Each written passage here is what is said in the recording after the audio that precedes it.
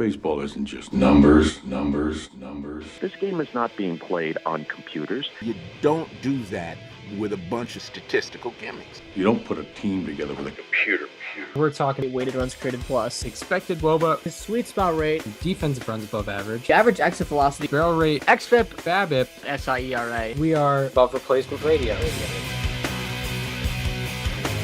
And welcome to Above Replacement Radio, where we're talking baseball kind of whenever. I'm your host, Chris Giant. Over there on the other side of the screen is Daniel Curran. How you doing, Daniel? Chris, I'm doing fantastic today.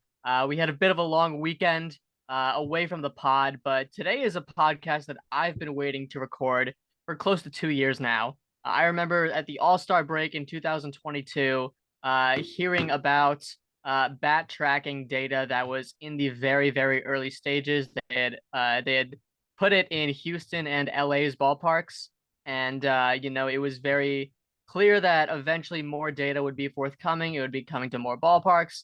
And we've arrived. Bat tracking data is officially available on Baseball Savant. It was released last night by StatCast.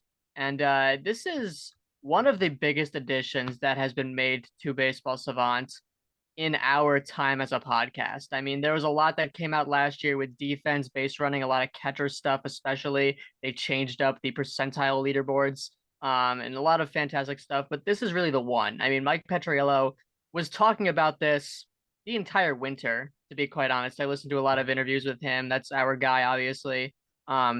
He was talking a lot about bat tracking data, hyping it up, and it's here. It has finally arrived. He said that it is going to start coming out in phases, so there's actually more to come. But it's super exciting to see what's going on right now. Yeah, it's very cool, and it's sort of like the ultimate underlying number for hitters. And because I mean, pitchers we've always known like velocity, like that's kind of theirs, and we kind of saw average exit velocity as the hitter version of that, but that can be varied based on a variety of factors, based on what type of pitching you're facing, where you're getting it on the bat. Where bat tracking is like that's kind of what you're doing. That's completely in your control. There's no variability there. It's all in your control. So yeah, it's really cool. I think I'm kind of looking forward to seeing, like, especially over a long term. I'm sure that some guys will guys as they're getting better might increase their bat speed.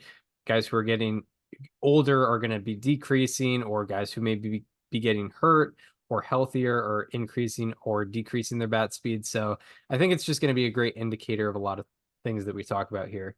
Yeah, it absolutely is. And yeah, you brought up a point that I was going to bring up about the control that a batter has over their own bat speed, right? Like, we've used stuff like exit velocity, hard hit rate, barrel rate, sweet spot percentage to kind of evaluate the offensive talent of a hitter on a more underlying level.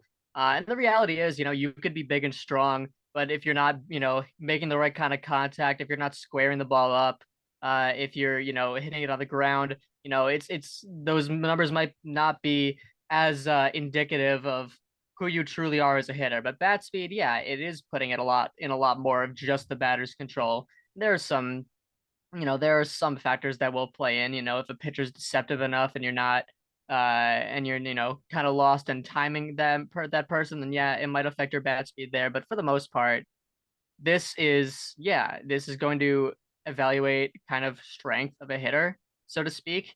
It'll evaluate what they're trying to do. We're obviously going to break down the leaderboard, explain as much as we can explain with what we've seen in the last 24 hours.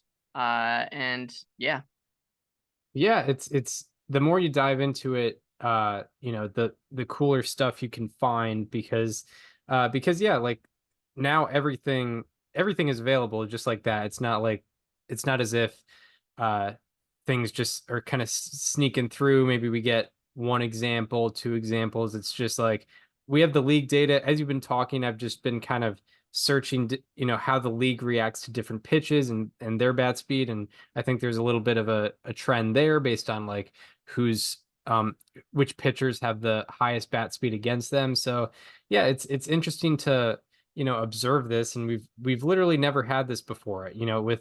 With pitcher velocity, like there's always been radar guns and other things of that nature. With bat tracking, it's been pretty kept under the radar and out of the public's, sights. And now it's for everyone to see. Yeah, not only is it for everyone to see, but they've made it as available as possible to do as much with you want with it as possible, right? Like there is some stuff on Baseball Savant where you can only look at the season numbers, you can only look month by month. You can't really be super flexible and looking at various sample sizes. You can do whatever you want with bat tracking. They put it on the search tool, which is huge. You can look at different pitches. You can look at home road splits, lefty righty splits. You can look at pitch types. You can look at day and night. Like you can do quite literally anything you want with bat speed. So yeah, I mean, I can tell you right now, it's something that I'm certainly going to be utilizing a lot on this podcast. I may or may not have even used it in both of my players to highlight segments for this show. So it's going to be very fun to learn how much you can do and really to see everything because like I've only scratched the surface of what I believe this is capable of so far. Yeah, absolutely. And that's the thing with Baseball Savant is you never really truly master it. It's only just you're only just eating up a certain percentage of what is possible with each time you learn something new. So yeah, Yeah. it's cool.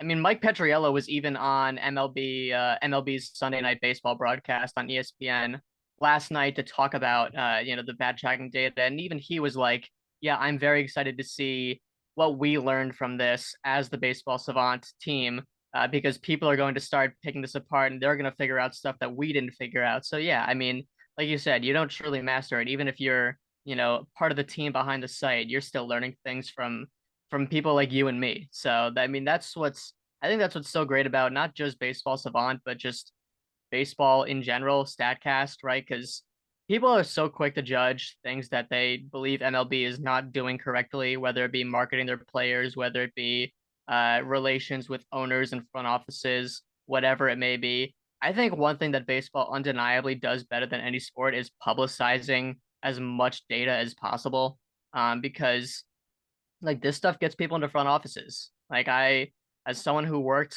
for a major collegiate baseball league last year, I know a lot of people that are in front offices, and in part because they are able to publicly access data like this and learn how to interpret it. Yeah, for sure, for sure. It's got to start somewhere, and I think this is providing inspiration for a lot of people, our age and younger, who maybe want to figure that this type of stuff is what they want to do, for their career. Also, yeah, with observing, with the bat tracking data coming out, of course the leaderboards drop first, and of course Giancarlo Stanton is 2.9 miles per hour ahead of everyone else. Yeah, It was it's hilarious. funny because there are some very fun moments on Baseball Savant where you can just confirm what you see with your eyes. We make fun of the eye test a lot on this show, but the fun thing is that you can really put your eyes to the test, so to speak, by using Baseball Savant. And yeah, I mean, if Statcast didn't exist and you asked someone who swings the bat the fastest in the league, I think a lot of people would have said Giancarlo Stanton. And that's apps. Not only is that true, it's so incredibly true. At age 34, Giancarlo Stanton has an average bat speed of 80.6 miles per hour. Now, just to reference, the league average is around 72 miles an hour, and Statcast considers a fast swing to be 75 miles an hour. Giancarlo Stanton's average is 80. MLB also has a fast swing rate, which measures what percent of your total swings end up more than 75 miles an hour. I think this is even funnier than the difference in average bat speed. Giancarlo Stanton's is 98%. Second place, Kyle Schwarber is 73.9%. That is 25 points, 24.1 points technically, but Giancarlo Stanton's even still in a league of his own. It's kind of a shame that we're only getting this data of his at age 34 because he was probably swinging it even faster in his Marlins days, in his early Yankees days. Like this is a guy that's 34. He's dealt with a lot of injuries, and he's still that guy. Yeah, absolutely. Yeah, he's not like actually, yeah, 2021 and 2022 were his career highs for average exit velocity. So I can only imagine what the bat speed was like. Probably, yeah, probably over 81, something like that. But but yeah, it'll be a race to first. It's like this is the most uh nuanced thing ever, but it's like how Trey Turner was back in 2021 with Yeah, his bolts. yeah, It very seems niche. it seems unreachable, but someone will get there. It's Someone will it's get to it's that Bolt's point. leaderboard, Yeah. which is a deep inside joke on this show. Yeah. So going over the top 10 for this year so far, and by the way, this data only goes back to 2024, so we don't have anything beyond this, but uh Giancarlo Stanton is number one, O'Neal Cruz is number two, Kyle Schwarber is number three, Matt Chapman is number four, Ronald Acuna Jr. is number five, Christopher Morel from the Cubs coming in at number six. I think that came as a surprise to a lot of people. Aaron Judge at seven, Joe Adell, another probably surprise. He's been hitting this pretty well for the Angels this year. He's in at eight. Julio Rodriguez, Juan Soto. So, if you've used Statcast before and you've looked at exit velocity and hard hit rate leaderboards, I think 8 of those 10 are not surprising at all. But Christopher Morel and Joe Adell are right in there. Yeah. Those guys are, yeah, Morel is, obviously a barrel machine, home run machine as of late. And yeah, bottom two are Luis Ariz and Stephen Kwan. I don't think that's even something that they're like, bummed about. It's just kind of how they go about things. I'm sure they have a little bit, I'm sure they reserve a little bit of their strength on their swings. Not saying that they would, swing much faster if they were to do that, but they obviously have a style. They want to kind of a cure line drives and sort of have bat control and try to pick their spots within the field. So it kind of makes sense why they would have the slowest bat speed. So yeah, it's interesting to keep track of.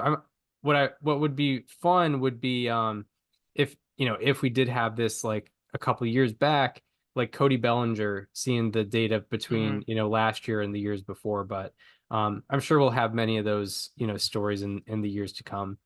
Yeah, it's also interesting to see, like, you can kind of pick up on injuries too. I'll get to that later. But one thing you mentioned, Luis Ariz, Stephen Kwan, a lot of the contact heavy hitters, at the bottom of the list. And I want to use another stat shown here on the leaderboard to make an analogy that makes this a lot more understandable. And that is swing length, which is another thing that is listed here. It measures how long your swing is from start to finish. How many feet is the bat moving from point A to point B.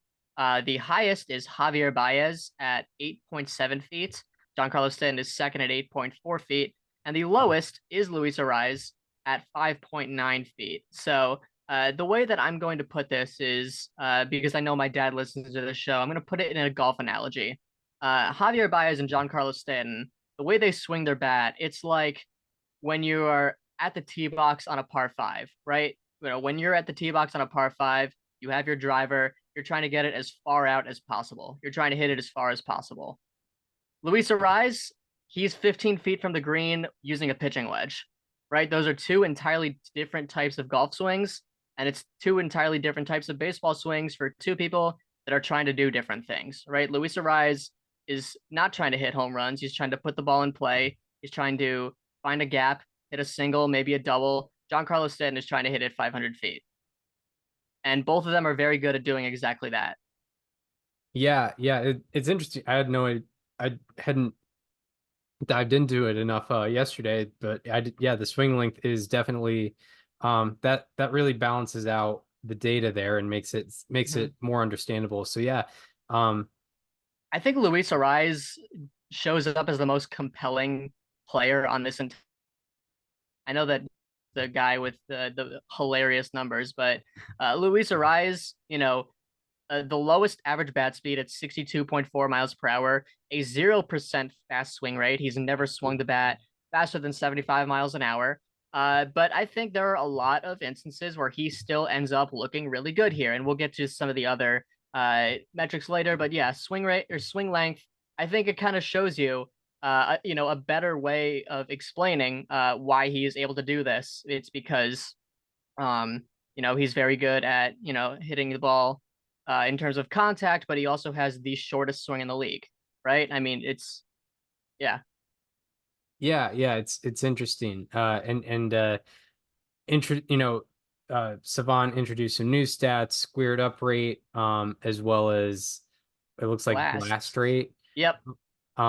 So yeah, it's kind of different versions of like sweet spot rate and barrel rate, it seems, if I'm not So mistaken. I will get into the definition. So squared up, I had a little meme about this on Twitter last night. But squared up is a ball that accumulates 80% or higher of the possible exit velocity. So this is very cool how they were able to determine this. But each potential swing that happens has a maximum a possible exit velocity that can happen, right?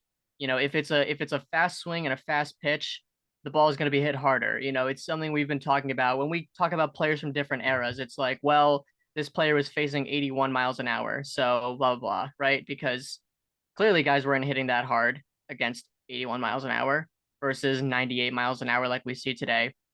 And basically what it's saying is if you have a swing that's this that's this swing velocity, you have a pitch that's this pitch velocity, this is the most exit velocity that can come out of it.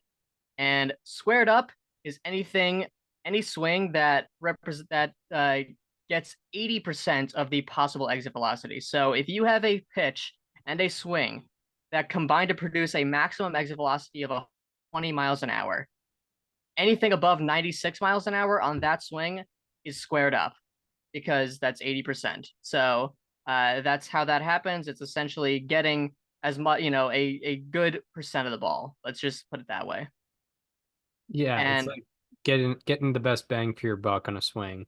exactly. And one thing that I really like that they did is they not only did they give squared up a rate, but they did it based on contact and based on swing because that benefits two kind of different types of hitters in a lot of ways.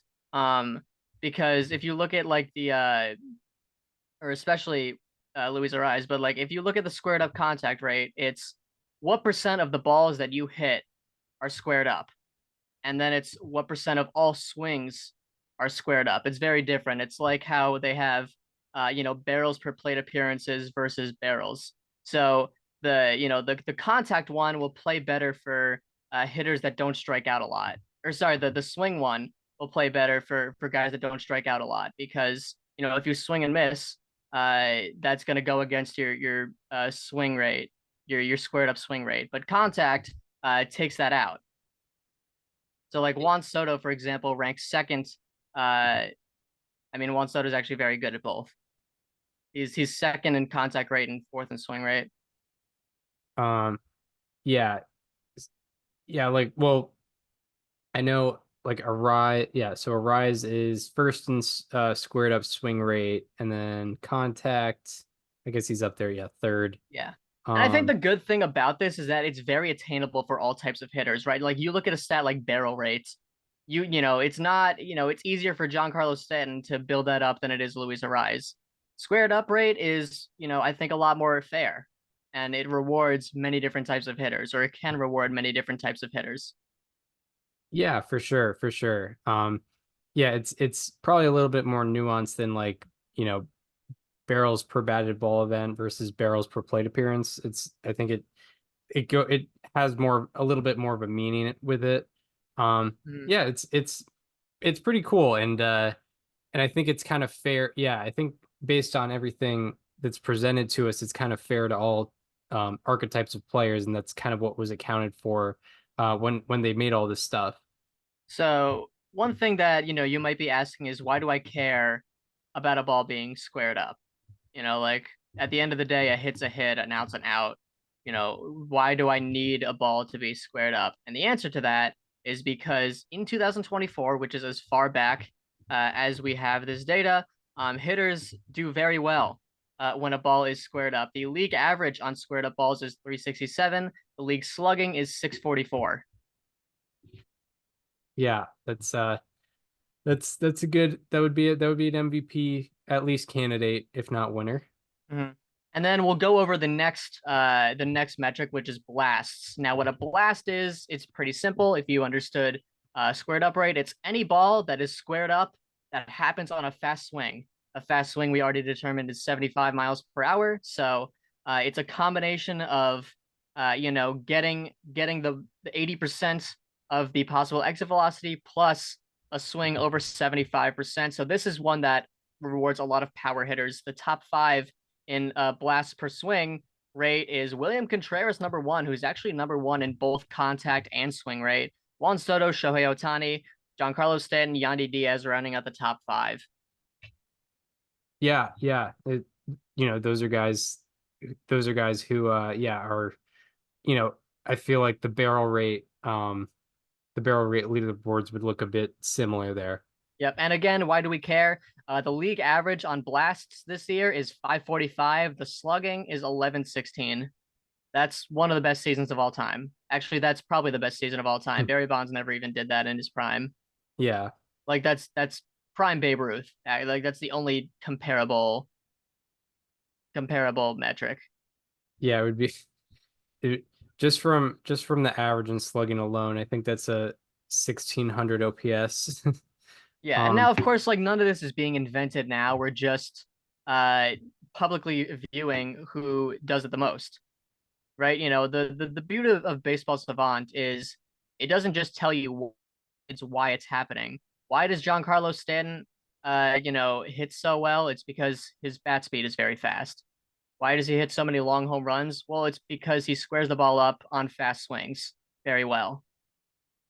Yeah, and yeah, I hope this doesn't get, kind of portrayed like launch angle was for a couple years, where just because those metrics were quantified, that now hitters' approach is changing. I'm sure all these teams have had bat tracking data 100%, for themselves for a good while, probably since at least like 2021. I would predict. I would go even further back than that. Yeah. No, 100. I mean, yeah, no, teams have had access to this for a long, long time. And obviously it's just now becoming public, because one thing that I've always wondered is, yeah, how much of what we see is how much there actually is. And I would imagine it's probably a smaller rate than we might know. But there is still a lot. And I think as baseball fans, we are really lucky for that, because it allows us all to be analysts in a way, and whether that be for better or for worse. But it gives us some really good insight into why things happen, and this is one of the best ways that we've been able to do so. Yeah, for sure. It's another way to kind of dig at the underlying things even more. We talk a lot about, strikeout rate, walk rate, exit velocity numbers, launch angle as reasons to be up on a player or be down on a player, as opposed to, what their actual results are. This adds a whole nother layer to that, because it's kind of underneath all the underlying stuff. So it just adds a whole nother element to where it seems like we kind of get a really good base of what all these players are like. Yep. No, it absolutely does. Some things that have kind of surprised me on this list. I mentioned Christopher Morel and Joe Adele being top 10. One of my players to watch, Jesus Sanchez, is in at number 17. And his issue has always been pulling the ball, right? This year, his pull rate is please hold. It is 29.8%, which is down a couple points from last year. Fly balls, especially, he has trouble pulling. And I kind of thought maybe he's just not getting around quick enough on certain pitches. And it doesn't appear to be that, because he's in the 94th percentile. Yeah, I think, part of that can be, it's kind of, Timing. It's yeah, timing. Yeah, I mean, there does seem to be, a very clear, which I think I expected this, but there's definitely a very clear correlation between average exit velocity and average bat speed. Yeah, indeed, Which, indeed. Not surprising to but it's cool to actually see it. Yeah, and I feel as though if there's not a correlation, they have a pretty good like squared up rate, I would imagine, because that means they're just getting the most out of their swings, or the most out of their batted balls, out of the potential of their swings given their swing velocity. So yeah, it's obviously, like when Giancarlo Stanton had as you just said, like when Giancarlo Stanton was at the top of the leaderboard, no one was surprised, because he hits the ball hard. We see him at the plate. It's, he passes the eye test. it all makes sense. That's what I found kind of funny when Petriello was on last year, was when he said, we kind of want to have things that match the eye test a little bit. And with the bat tracking, it definitely seems to do that. Yeah, this matches it a lot. There's also pitcher numbers. There's a pitcher leaderboard right now. Jose Quintana has the fastest bat speed against. I don't think there's really that much to look into with pitching. Mike Petriello did make an interesting note last night on the ESPN broadcast, saying that Chris Sale was towards the bottom of average bat speed against. He's number 203 out of 208 qualifying pitchers, and Mike attributed that to guys not being able to time him up, getting a lot of guys kind of confused on swings. So that's an interesting note. And also just one very fun thing that exists for pitchers is swords. If you're not familiar with Pitching Ninja, a sword is, it's kind of like a check swing, but it's more, I don't know, how would you describe it? It's definitely a check swing where they go around, but it's just like when a lot of the time it'll happen on a breaking ball or a high fastball where hitters will kind of go for it, but in the middle just realize that this is not a hittable pitch, and they just kind of give up in the middle of the swing. I'm looking at the MLB.com definition. They have two very different types of definitions that say the same thing, which I kind of love. So the first one says a sword is when the pitcher makes the batter look awful. And it's like that's the eye test version, and the scientific version is a swinging strike where the swing is incomplete and the bat speed is in the lowest 10 percentile. Okay. Yeah. So two of the same things said very differently. Yeah, for sure. The guy with the most is, I believe, Patrick Sandoval. Patrick Sandoval with 10 this year.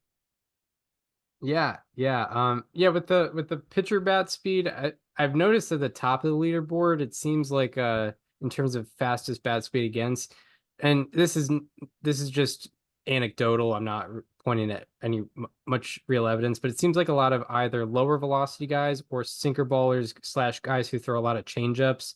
That's what I've noticed as well. I see that with Quintana. Quintana doesn't throw hard. Ynier Cano is a sinker baller. Logan Webb is 14th on that list. Adrian Hauser is, lower velocity and I think throws a sinker, or at least is a ground ball guy. Carlos Carrasco is lower velocity. He's 18th on this list. Jose Barrios doesn't really throw anything straight. He throws a lot of sinkers, changeups, curveballs. He's a 20th on the list. Chris Flexen's a lower velocity guy, I believe. He's 21st. So Martin Perez out there, he's 24th. So I think I did see that the average swing speed on like sinkers is, I think, 0.7 miles per hour above four seam fastballs. I would believe that. So, because it seems like if the ball is coming, or there's just more of an aggressive approach. Sinkers are also just meant to be very hittable. Like they have by far like the lowest like whiff rates and K rates on any like primarily used pitch by like any large group of pitchers. Yeah, and this is, obviously this is they're at a way higher level, but we've all been in like little league, and there's the really fast kid out there, and they're like, and the little league coach is like, hey, you don't have to swing too hard. You kind of let the bat go through the zone, it'll go far. And I feel like there's a little bit of that sort of logic against four seam fastballs. Yeah, especially when it's 102. Yeah. Right. Not saying that it's and not like 84 at age 15. Yeah, not saying it's the end all be all, but I think there's a little bit of that within that, as opposed to like change ups where I think guys are just really trying to go after it. And maybe because they're ahead of it, it just speeds them up a little bit. Anything more on the bat tracking? No, I mean, this is super cool. I'm very excited to get more into it. And yeah, I mean, Petriello and the team have blessed us, that's for sure. They've put out a lot of really nice visuals. Yeah, there's so much you can do with it. They've given us so many new stats. And this is going to be a fun season, kind of learning this as it goes on. Yes, it will be fun. Yeah, absolutely. So we have a couple more topics on the lineup here. One is about a guy who just finished 6 shutout innings tonight. So not all the stats that we're going to talk about with him are going to be completely updated, but he lowered his ERA to 0.96. He was a free agent. He was a free agent this past offseason, probably like among the sought after free agent starting pitchers, probably was like, I don't know, 6th or 7th most, talked about. But he has been clearly the best so far. We'll see how much he can, carry on the success. But Shota Imanaga has been unbelievable for the Cubs. What have you been thinking about his first, I believe, 7 or 8 starts here? Yeah, he just made his 8th start tonight, and coming into tonight, his ERA was 1.08. He had a 3.86, or sorry, a 386 ERA plus. All of that will be much better once the stats update tomorrow. The thing that really impressed me, 43 strikeouts, only 5 walks. So I pulled up a list of all of the pitchers since 1913. That might seem like a random year, but I picked it because that's the year that the earned run became an official stat, because I'm talking about ERA here. I pulled up every pitcher to have an ERA below 1.15 in at least 40 innings pitched through their first 7 career starts. There were only 6 of such pitchers. They were Frank Schellenbach in 1918, Jim Mooney in 1931, Dave Ferris in 1945, Cisco Carlos in 1967, Jared Weaver in 2006, and Shota Imanaga this year. Now, 99.9% of baseball fans have probably only heard of Jared Weaver among those other 5.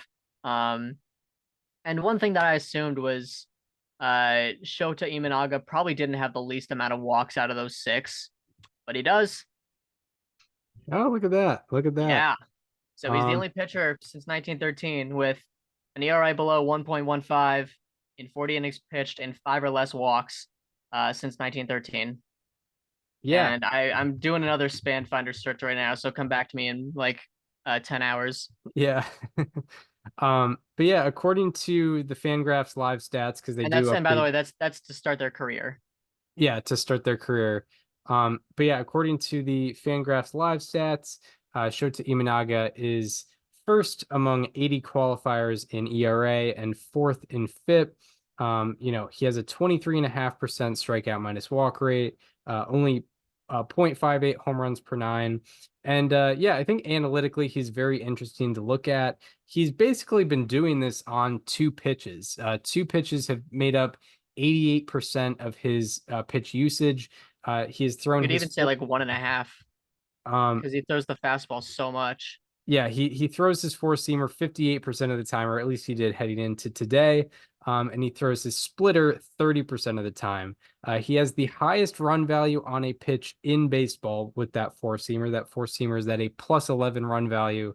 And it's only, May 13th. That 4-seam percentage is going up, by the way. He threw it 65% of the time tonight. Yeah, so I imagine that run value will go up a good bit as well.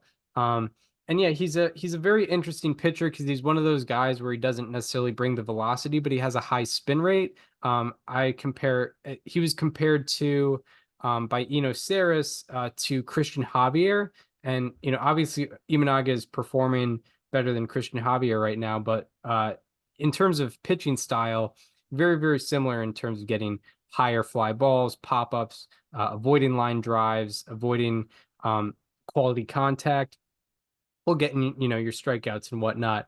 But out of 37 pitchers with 300 plus 4-seamers thrown, Imanaga is 10th in spin rate despite being 31st in velocity. So that's kind of what his MO is. He works that fastball up in the zone, even though it only averages about 92 miles per hour. And I think he has like an average launch angle against of like 29. It's been a lot of pop-ups on the fastball. Yeah, been a lot of pop-ups, and yeah, it's been part of his success and why, even though he's allowing a lot of fly balls, they're not getting out of the yard. Yeah, it's interesting because when we evaluated Shota Imanaga before this season, I feel like in terms of batted ball metrics, he's been exactly who we thought he was going to be. Very good strikeout to walk numbers, which we expected, right? It was 43-5 tonight, 3 walks, 8 strikeouts. So he actually did walk 60% of his season total coming into tonight, but still, struck out a lot of guys. We knew he was going to give up a lot of fly balls, and I think there was a lot of concern in his potential threat to give up a long ball on a pretty bad basis, but he's not doing it. He's only given up 2 home runs. And he's given up 42 fly balls and 2 home runs. Yeah, With an average exit velocity of 90.8 miles an hour. I don't know. It looks like a lot of them have been pulled actually.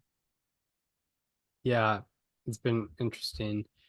Yeah, his fly ball distribution is very interesting to look at, and obviously, I don't think that home run rate is gonna be that low for the whole season. I don't think any of these, it's logical. It's a logical conclusion to say none of these numbers are gonna stay this good for the entire course of a full season.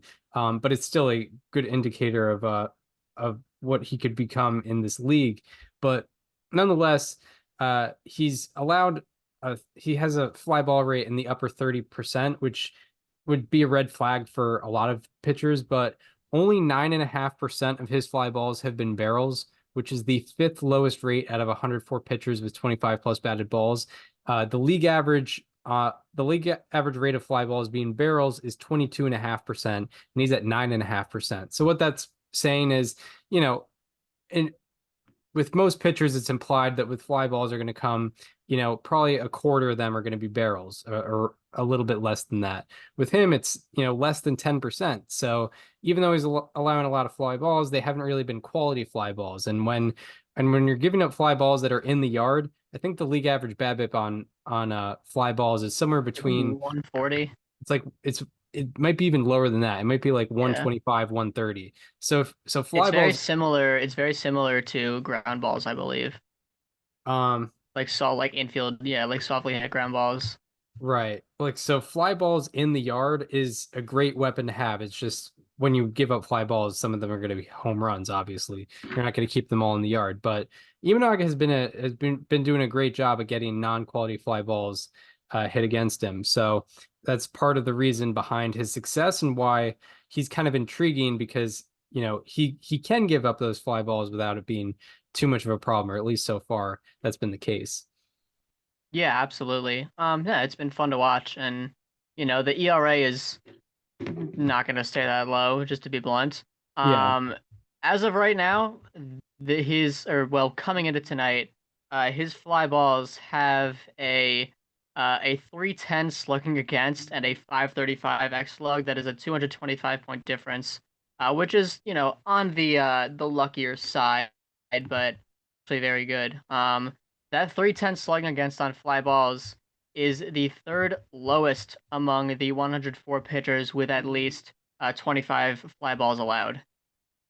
Yeah, and I'm sure the X slug is pretty low too, because It definitely is. 535 on fly balls is not Yeah, not 'cause high. It's the 1, 2, 3, 4, 5, 6, 7, 8, 9th lowest on that same list. out of how many qualifiers again? 104. Yeah, so top 10% there. Yeah, because the league average on slugging is about 800 usually. So even if it came back and regressed to the mean and he was allowing a 550 slugging on fly balls, that's still pretty good. Still strong, yeah. Yeah. So yeah, and also a 17% line drive out of him, or line drive rate out of him. So that's also very, very good. That's about 7 percentage points below league average. Yeah, it's been good to see low quality contact against him. I think it helps that he's not allowing much of a high exit velocity against.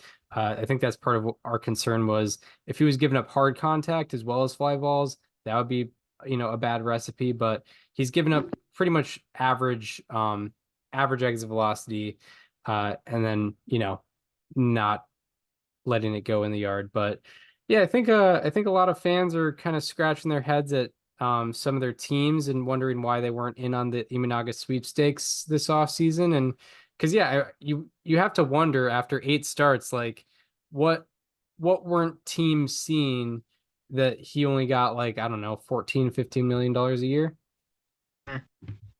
Yeah, for what, like 3-4 years? Yeah, and obviously, he's I think what, 30, 31. Yeah. Um, but still, yeah, he that could that could end up being a real steal for the Cubs if he is even close to this level. So yeah, pretty cool. Pretty cool steal for the Cubs so far.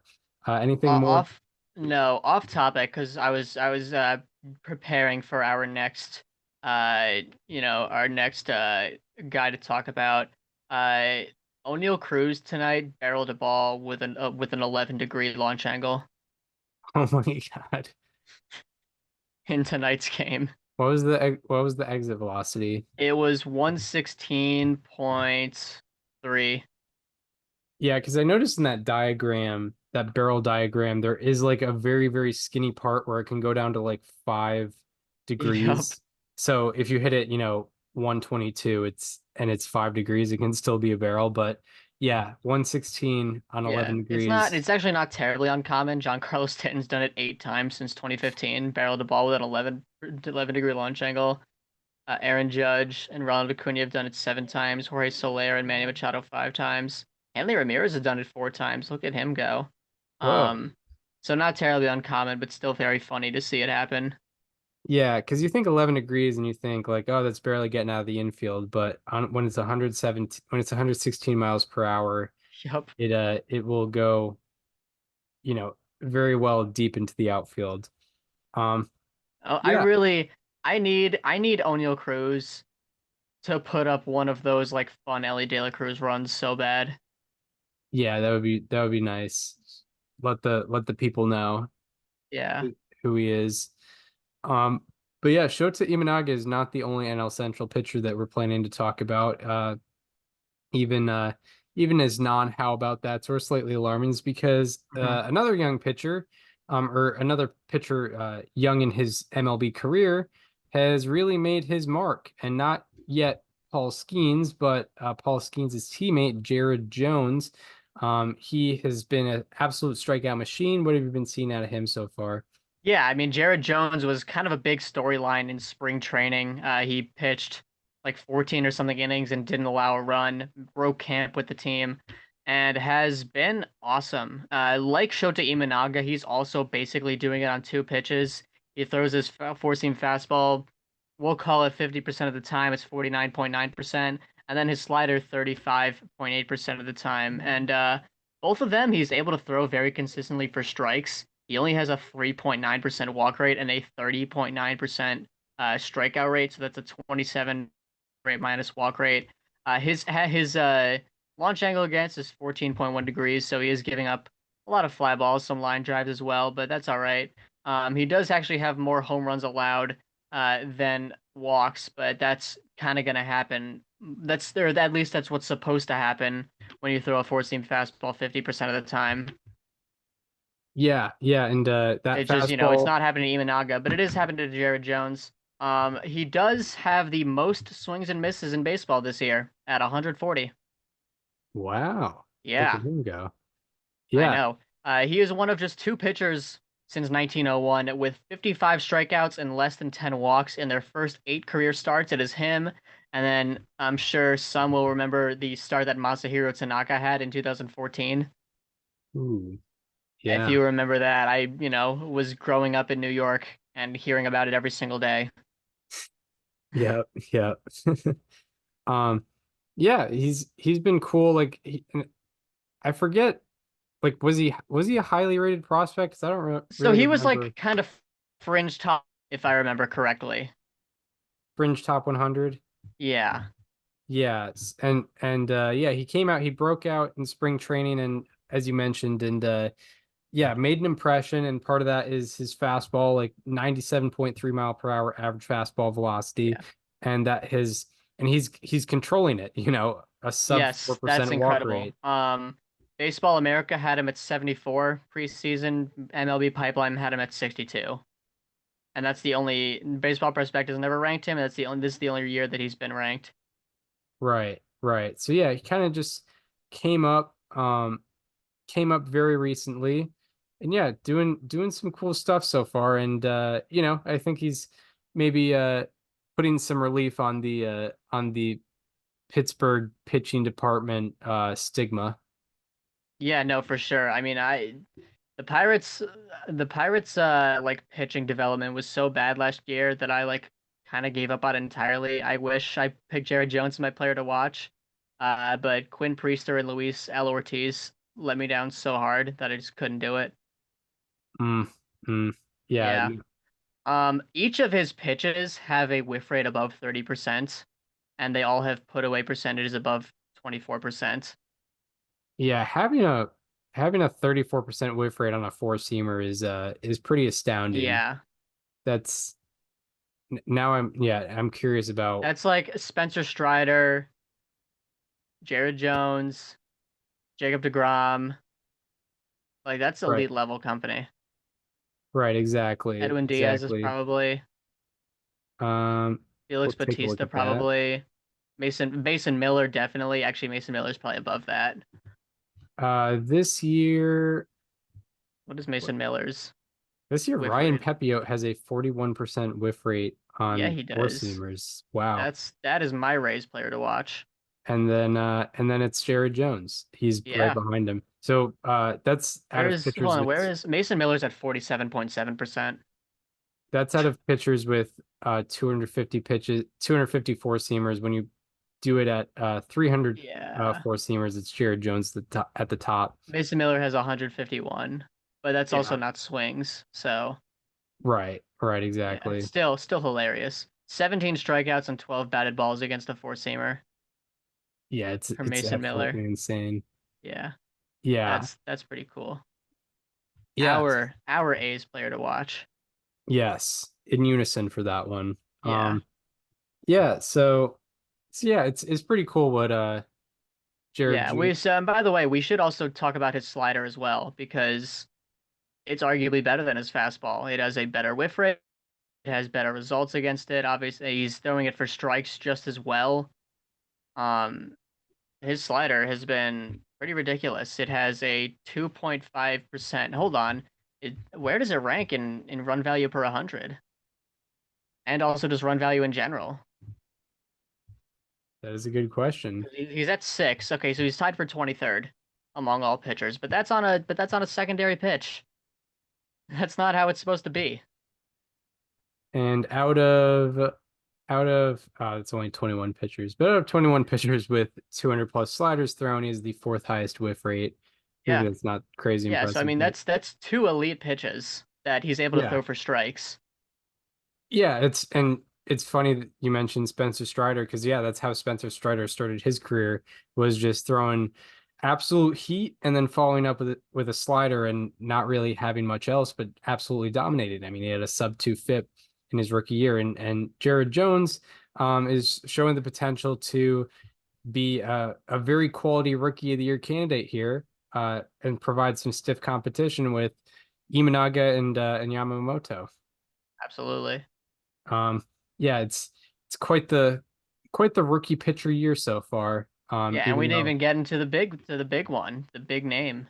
Yeah, Paul Skenes yeah, made Jared his Jones's teammate made a debut. it's very cool to see the Pirates like having this is probably the most excited. Could you say it's the most excited we've ever been about a Pirates rotation like in the history of their franchise? Yeah, probably. Yeah. Like I don't know. I don't like to like Bob Friend and like Vern Law, but Well, I do like remember the days of, Babe Adams Ed coming out. Morris. Ed Morris. Yeah, I remember those guys, they don't win that 1909 championship without No, those guys.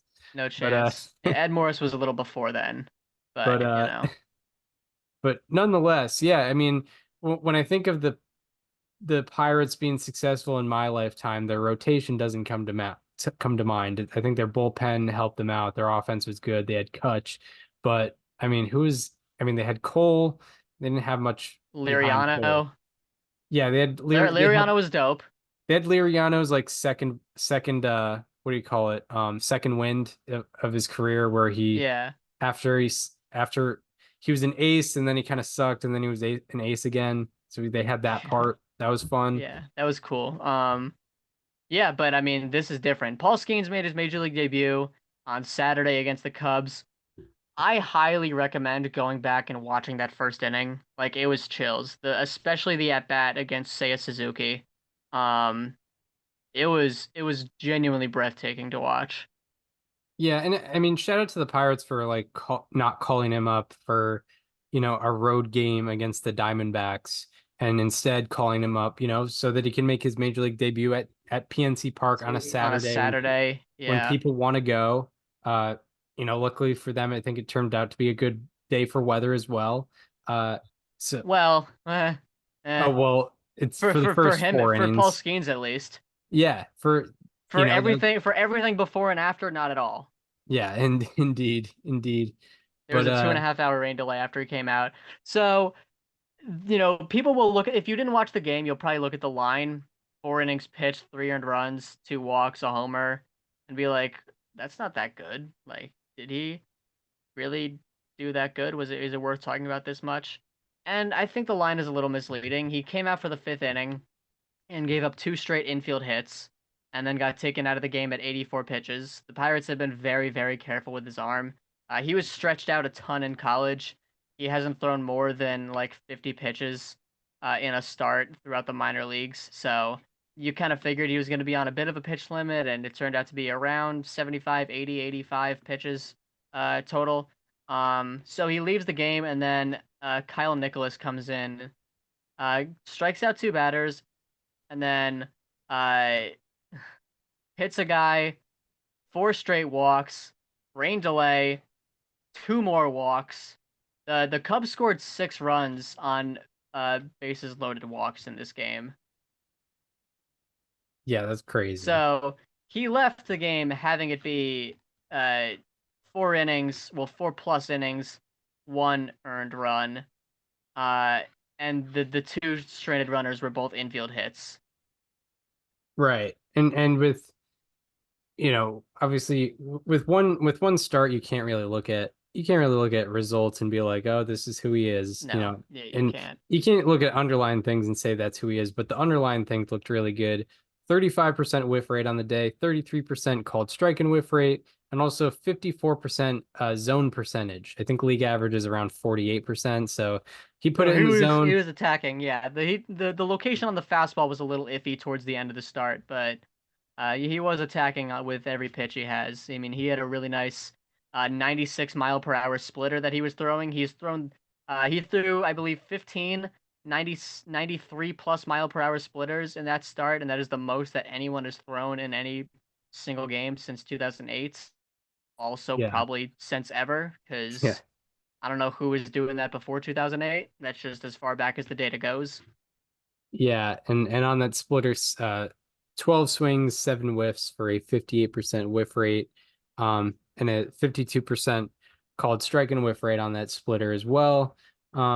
And yeah, averaged, or is it showing me this?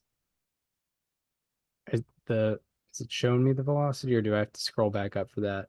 Um, For the No, it should show you. that's weird.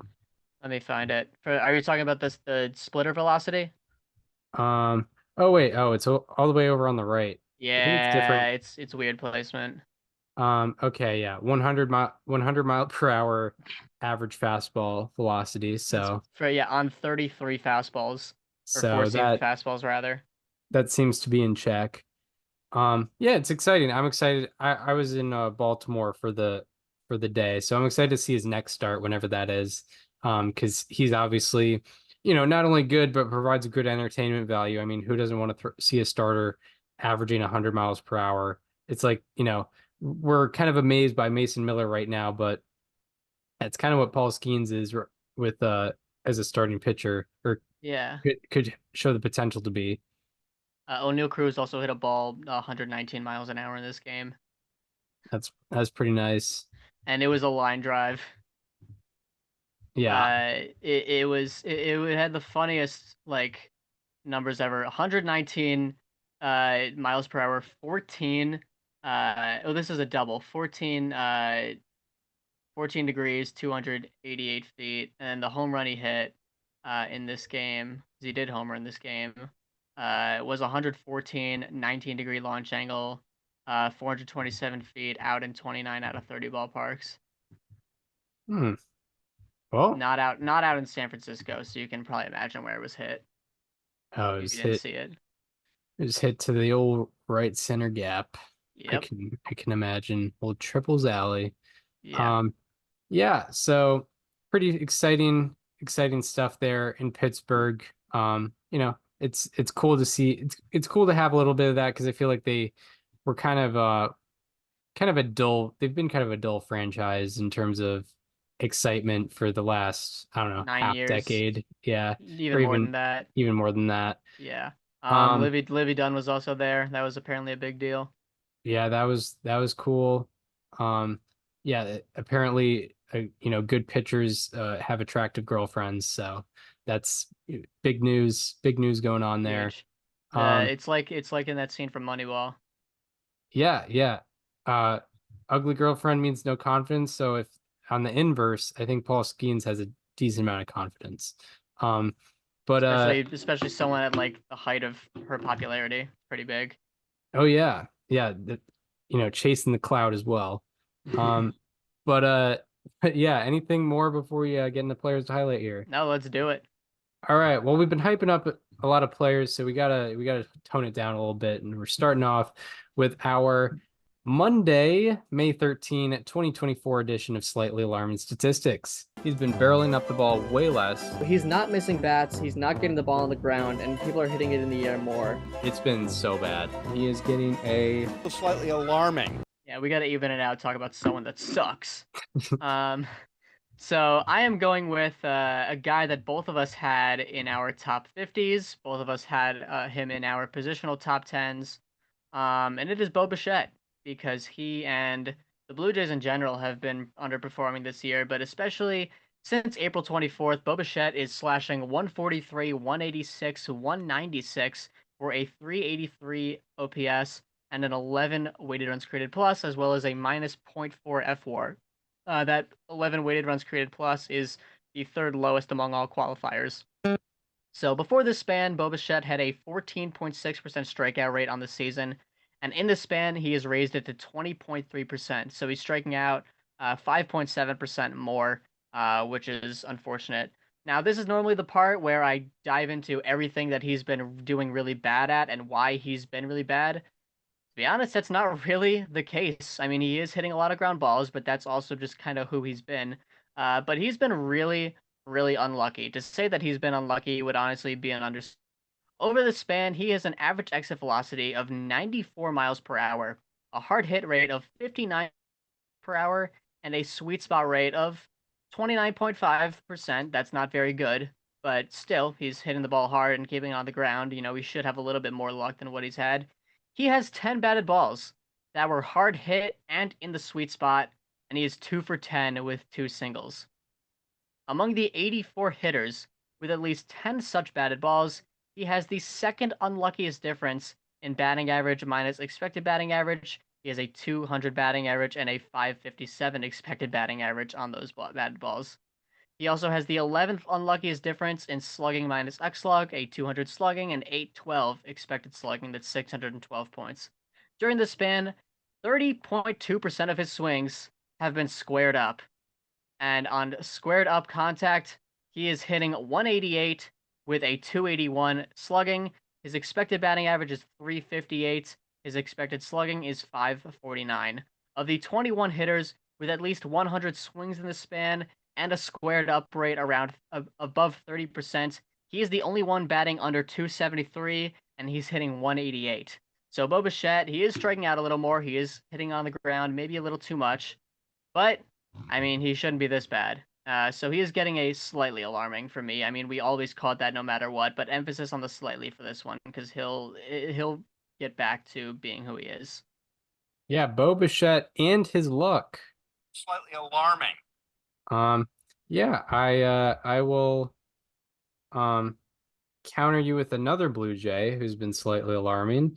A guy who's been there for a few years and actually he was in my top 10, not yours, but he was my number 10 right fielder, and I'm talking about George Springer. who I think a lot of people have had a little bit of concern about his age, considering some declines in a lot of things last year. And it seems to be continuing into this year, unfortunately, but especially over his last 11 games as of Monday afternoon. In those last 11 games as of Monday afternoon, he was hitting 136 with a 289 OPS. Also, out of 178 qualifying hitters in the span, his average is seventh lowest. On base percentage is second lowest. Slugging is third lowest, and OPS is third lowest. Out of 194 hitters with 150 plus pitches seen in the span, George Springer's expected WOBA is third lowest. So, along with his OPS being third lowest, the expected WOBA is third lowest. So, not necessarily getting unlucky. His underlying numbers are also pretty bad. And that starts mostly with the strikeout and walk rates. Before the span, his strikeout rate was 11% and walk rate was 12%, which was actually really, really good. But in the span, his strikeout rate has been 35% and his walk rate has been 2%. Out of 178 qualifiers in this span, his strikeout rate is 12th highest and walk to strikeout ratio is 7th lowest. Also, his whiff rate has gone from 20% to 29%, 20% before the span to 29% in the span. So obviously swinging and missing at more pitches, which has caused the rise in strikeout rate. And also his chase rate has gone from 21% before the span to 33% in the span.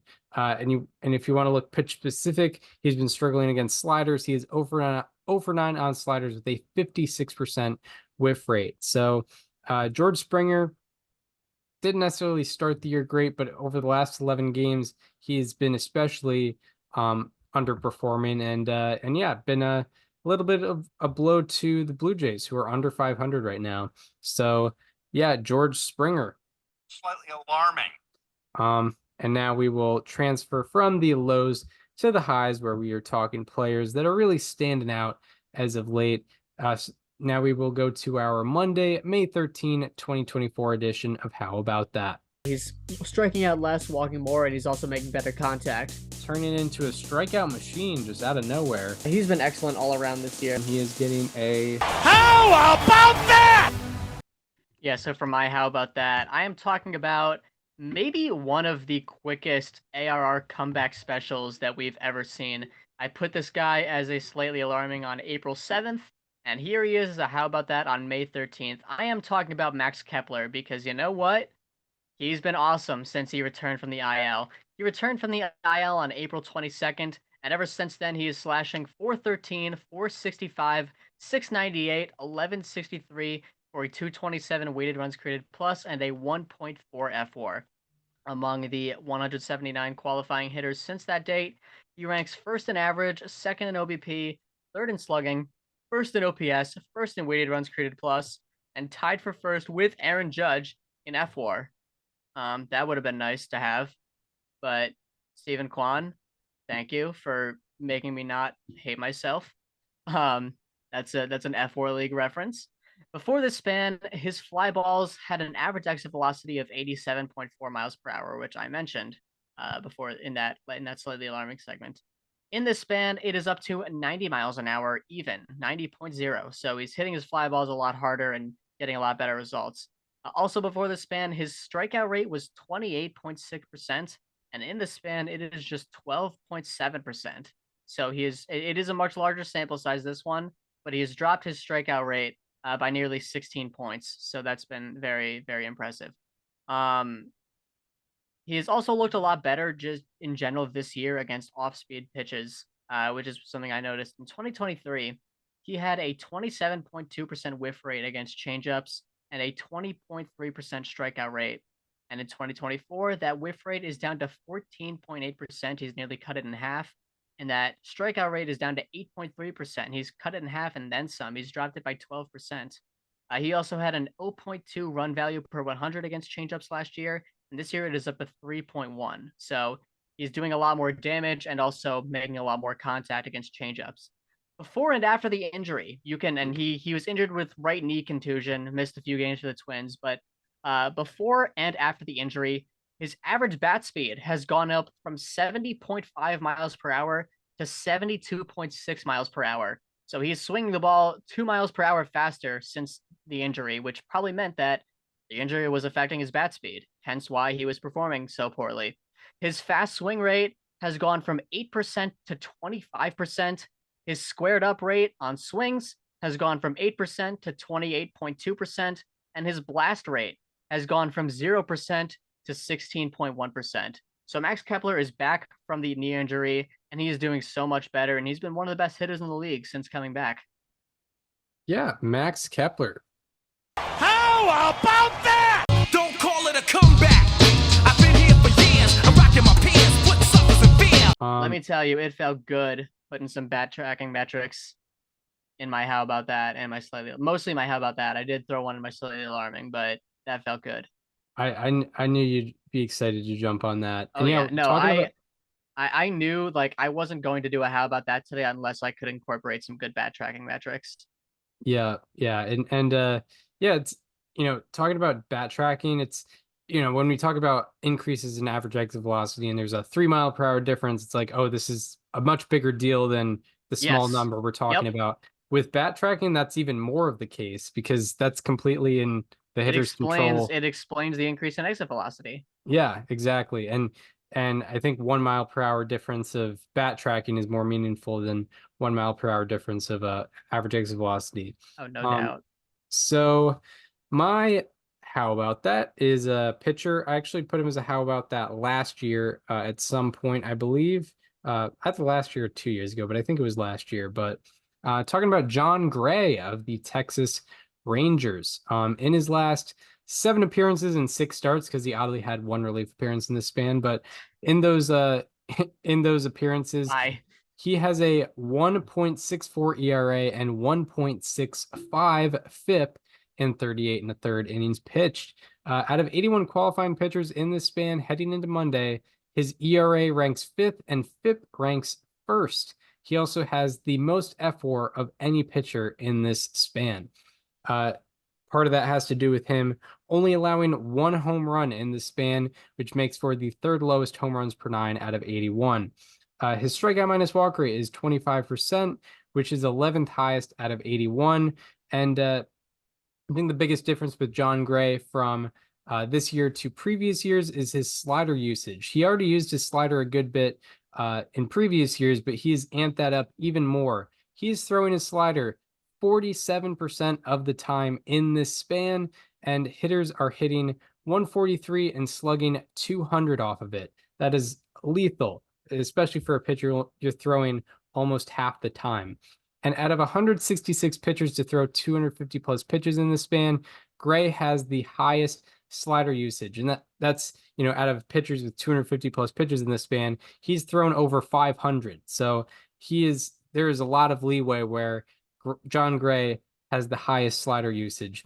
Also, in this span, that slider has a plus 11 run value, which is the highest for any pitch in baseball in this span by 3 full runs. So yeah, he's been amping up the slider usage, and it's resulted in a fantastic 7 appearances, a fantastic 38 1/3 innings pitch, where he has a 1.64 ERA and 1.65 FIP. That FIP leading all of baseball. So John Gray is getting a how about that? All right, so that shall do it for players to highlight. We're introducing a new segment here. Daniel revealed it to me. I only have a little bit of a. Chris has very, very, very limited knowledge of what's going on right now.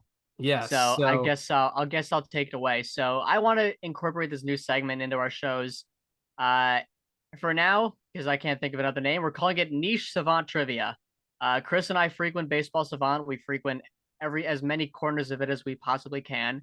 And I want to give Chris a quiz on one aspect of Savant. He has no idea what he's about to be quizzed on at all. I'm going to reveal it before we start, obviously. But I want to make this a segment every show where we alternate quizzing each other on random aspects of the website, because this is going to be on the spot. This is going to be very impromptu. So, Chris, I have pulled up 8 fly balls that were hit in Major League Baseball throughout the last week. And I'm going to show you the chart of ballparks where they would and would not have been home runs.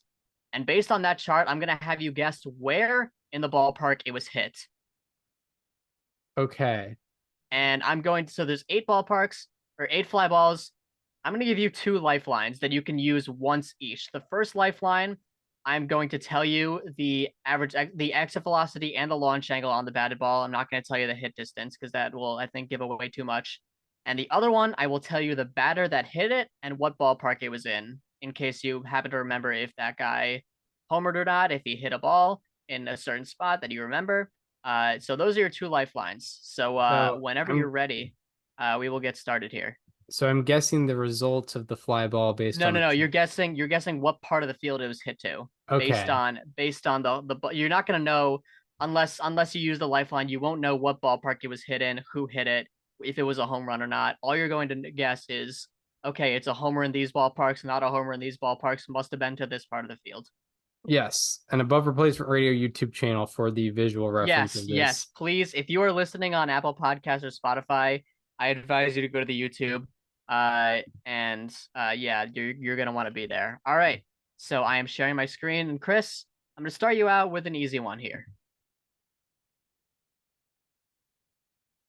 Oh, okay. Yeah. So if you're starting with a layup here, unless it's a trick, but I don't think it's a trick, it has to be to left field.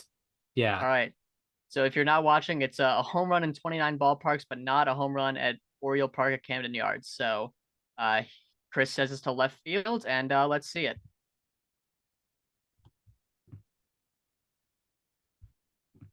Hang on, how do I... There we go.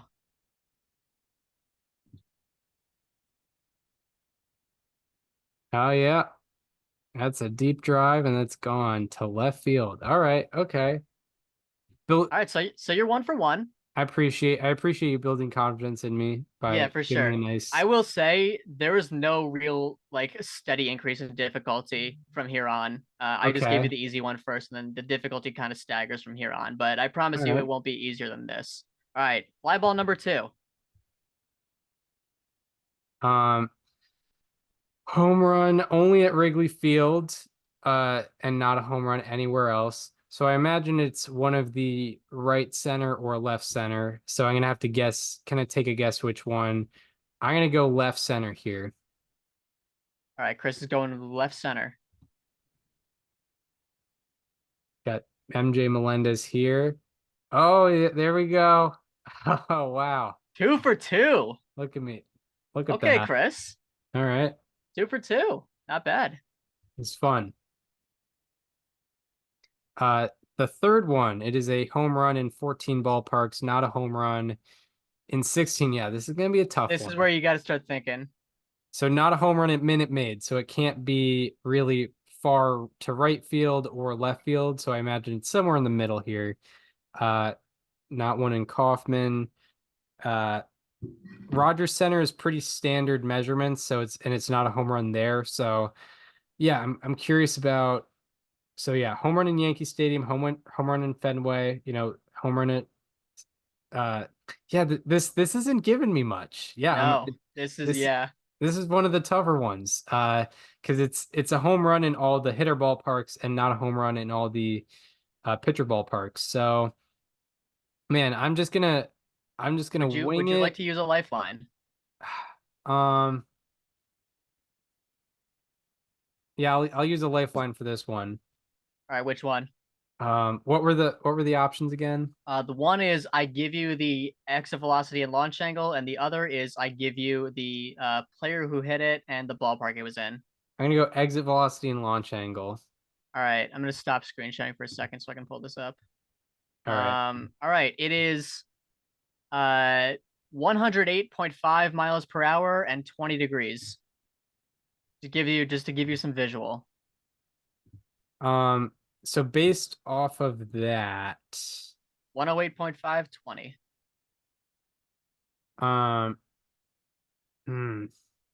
Yeah, the 20-degree launch angle makes it even more tough for me because I was thinking maybe dead center, but with Fenway has a tall center field. I don't know if a 20-degree launch angle ball is going to get out at dead center.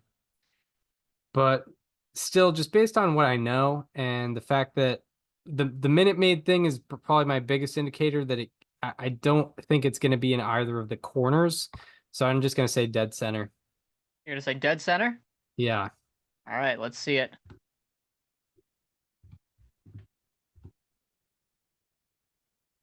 Got Matt Olson. He's got some power. So not That too is far to off. But right center field. Right center. Yeah, what hesitated me on that was it was a home run in Fenway, and Fenway obviously has a deep right center Yep. at 380.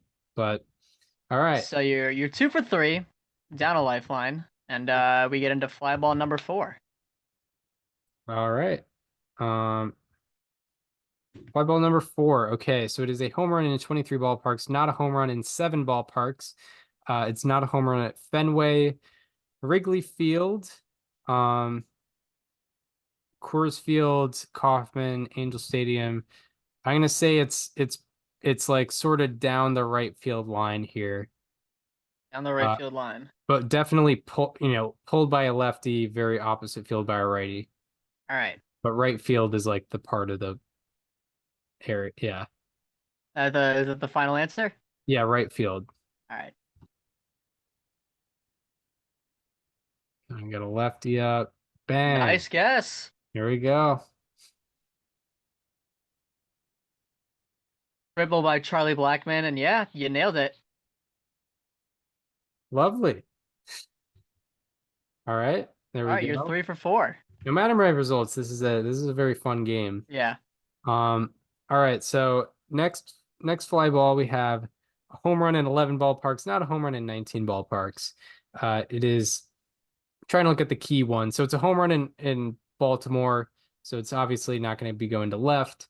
It's a home run in Wrigley, so I think that kind of says the same thing about that. Home run in Cincinnati, no surprises.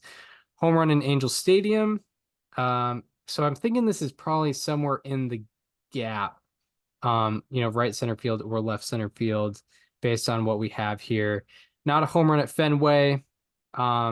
So it could be like a lower fly ball to left center or something deep to like that triangle area if it were at Fenway. Not a home run at Yankee Stadium. That's a bit of a surprise. So I'm gonna say that it is a home run in left center field. Doesn't matter if it's a home run or not. It's in left center. It's going to left center field. All right. Simeon. All right. Yeah, look at He that. literally said on the broadcast 4 for 5. There we go. Yeah. Homer to left center, and yeah, I mean, you nailed it. All right. Home run in 2 ballparks, not a home run in the other 28. It's only a home run in Camden Yards and Dodger Stadium. So this is odd. Yeah, that's odd. Yeah, that's yeah, that's a weird one. That doesn't tell me too much.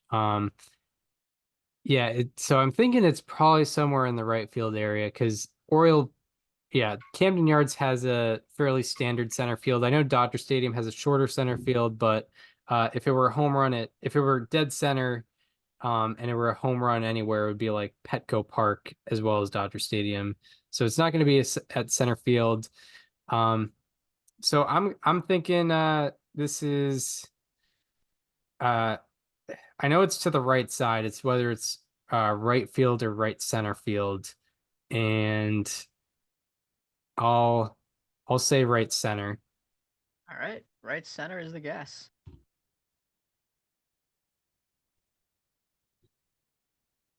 Dead That center. is as dead center as it gets. Wow, I didn't know. I was just at Camden, so I feel kind of stupid for not. I think it's recognizing $3.99 to center there. Interesting, but I think at Petco it's like $3.91 or something like that, or did they move it back, or am I just imagining things? Maybe it's in that weird corner at Petco where like the outfield wall like kind of goes off to the right. Oh yeah, that's true. They do have Yeah. that. It is flat and it makes it deeper in the gaps. All right.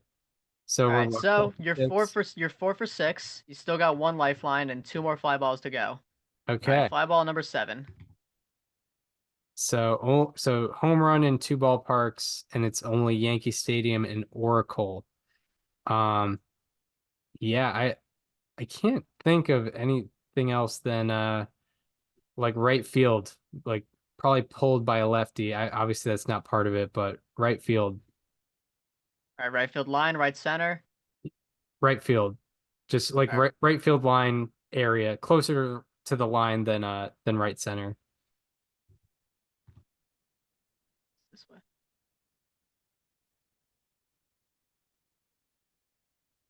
Yeah, there we go. Good call.